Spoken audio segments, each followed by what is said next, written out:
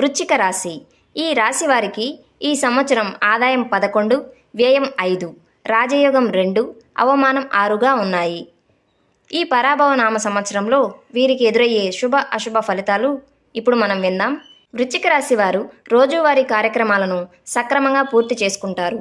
మంచి ఫలితాలు అందుకుంటారు. కుటుంబ విషయాలలో జూన్ వరకు చికాకులు ఉన్నప్పటికీ సంవత్సరం అంతా సాధారణ ఫలితాలుగా ఉన్నాయి. కుటుంబంలోని పెద్దల ఆరోగ్యం జూన్ వరకు ఇబ్బందికరంగాను, జూలై నుంచి బాగా అనుకూలంగానూ ఉండబోతున్నాయి. విద్య, విజ్ఞాన, వినోద కార్యక్రమాలలో పిల్లలతో కలిసి పాల్గొంటారు.